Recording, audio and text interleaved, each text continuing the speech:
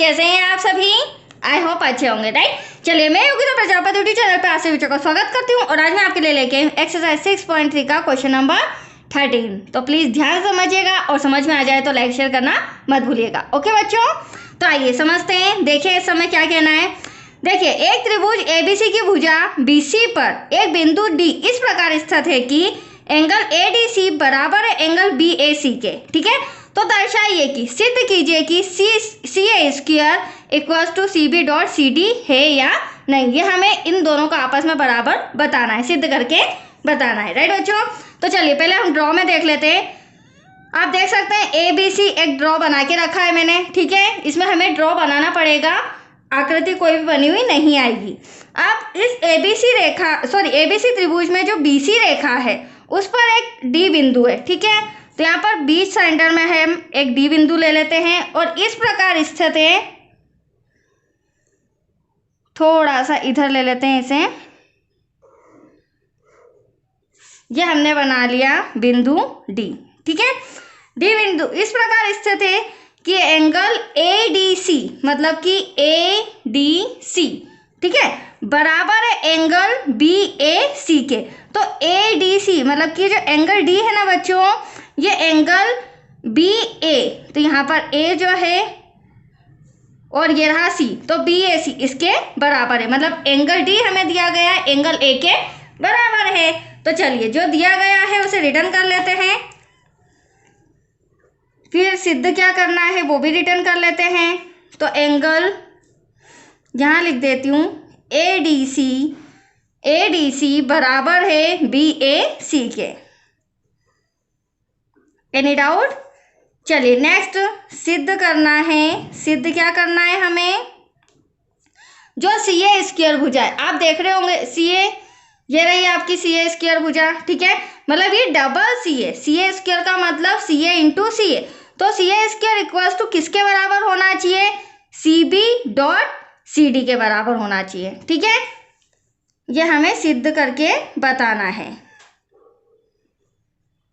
अब देखिए बच्चों, हालांकि ये हमें इस क्वेश्चन में क्या सिद्ध करके बताना है, प्रूफ करके बताना है, भुजाएं प्रूफ करके बताना है, सिद्ध करके बताना है, क्योंकि ये क्या है हमारी भुजाएं हैं। बट उससे पहले हम क्या करेंगे, इनको सिद्ध करने के पहले हम दो त्रिभुज आपस में समरूप बताएंगे। कौन कौन सा त्रिभुज, सी डी ए, आप देख रहे हैं, एक ये वाला त्रिभुज और त्रिभुज सी ए बी, ये बड़ा वाला त्रिभुज, ये छोटा वाला और ये बड़ा वाला। जब हम इन दोनों त्रिभुज को आपस में समरूप बता देंगे, बराबर बता देंगे, तो ऑब्वियसली उनकी जो संगत भुजाएं होंगी वो भी आपस में क्या होंगी, बराबर होंगी। और जैसे संगत भुजाएं बराबर होगी तो जो हमें सिद्ध करना है वो इजीली हम सिद्ध कर सकते हैं। That's clear. तो आइए सबसे पहले हम ले लेते हैं त्रिभुज सी डी ए में, सी डी ए साथ में सी ए बी में एक बड़ा त्रिभुज है और एक छोटा त्रिभुज है। ठीक है, अब देखो अगर मैं इस छोटे त्रिभुज की बात करूं सी डी ए, तो यहाँ पर एंगल डी आपको नजर आ रहा है। ठीक है, यह हमें दिया गया था सम के अंदर। और सी ए बी की बात करूं तो ए एंगल डी और ए आपस में क्या है, बराबर। तो हम लिख सकते हैं एंगल डी बराबर है एंगल ए के। ये हमें क्या है, दिया गया है, राइट। फिर आप देख सकते हैं जो मैंने ये त्रिभुज लिए हैं इसके अंदर जो सी एंगल है आप दोनों में देख रहे हैं, तो सी क्या है, उभयनिष्ठ कोण। मैंने पहले भी आपको समझाया था, सी जो है वो उभयनिष्ठ कोण है जिससे दो त्रिभुज बन रहे हैं। कैसे, एक तो सी डी ए, एक ये वाला त्रिभुज, और दूसरा सी ए बी, ये बड़ा वाला त्रिभुज। तो हम यहाँ कह सकते हैं एंगल सी बराबर है एंगल सी के। क्यों बच्चों, क्योंकि यह उभयनिष्ठ कोण है। That's clear.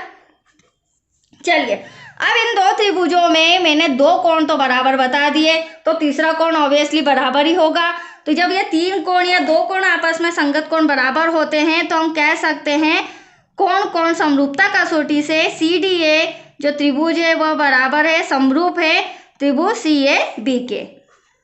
तो यहाँ हम लिख सकते हैं, लिख देते हैं, अतः कोण कोण